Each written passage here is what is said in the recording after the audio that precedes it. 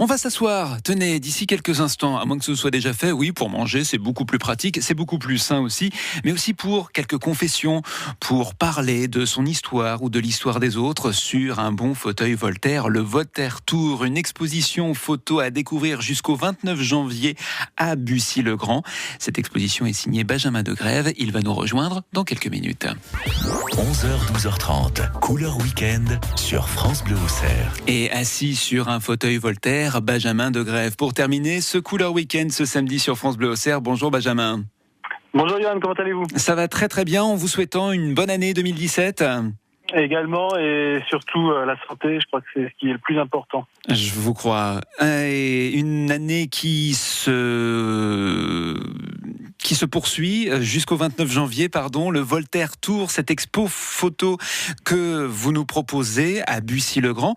On va revenir un petit peu sur les coulisses de ce projet. Quel a été, si j'ose dire, et j'ose le dire, le déclic, Benjamin ? Alors le déclic, c'est un peu une rencontre hasardeuse avec ce fauteuil Voltaire, où quand on me l'a donné, en fait, j'ai exprimé à la personne que j'allais en faire quelque chose de bien et sans forcément savoir quoi.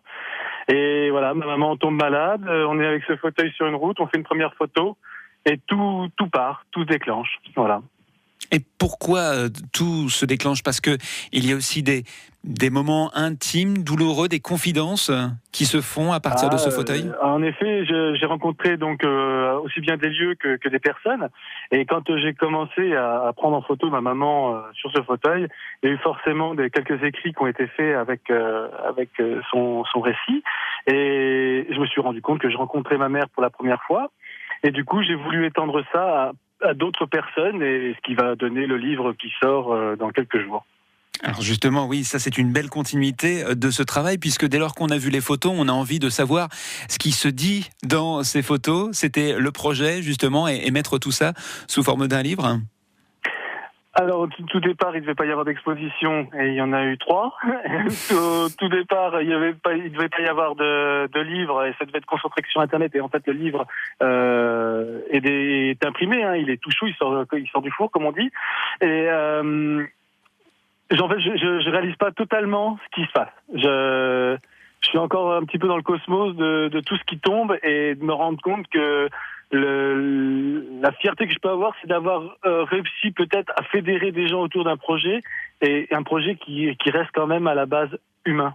C'est à dimension humaine, en fait. Vous avez parlé de votre mère, Benjamin. Quelles ont été vos victimes, entre guillemets, pour ces clichés autour de ce fauteuil Voltaire ? Alors, je peux en parler si vous le permettez. C'est que dans le livre, en fait, je vais pousser le lecteur à aller rencontrer des gens qui n'auraient pas forcément eu l'idée d'aller voir. Donc, vous avez un gamin malien qui est arrivé, il avait 14 ans, il parlait pas un mot de français. Aujourd'hui, il a 24 ans, il bosse comme un dingue dans la génie mécanique. Vous avez un ancien toxicomane qui m'avait demandé de ne pas faire paraître son visage sur Internet, mais qui m'avait quand même raconté son récit et son décrochage de la drogue. Et il m'a dit, si les gens veulent voir mon visage, ils achèteront ton livre. Et voilà, chose faite. Et les gens, s'ils veulent voir son visage, il est dans le livre maintenant. Je me souviens qu'au tout début de cette exposition, Benjamin Degrève, je vous avais posé la question. Et vous, est-ce que vous vous êtes photographié sur ce fauteuil Voltaire ? Je vous repose la question maintenant qu'il y a un bouquin qui va sortir. Alors, je me rappelle même que quand vous m'aviez posé la question, on avait rigolé parce que j'avais dit peut-être un nu. Et en effet, j'ai un ami, Bertrand Corr, à qui je pense.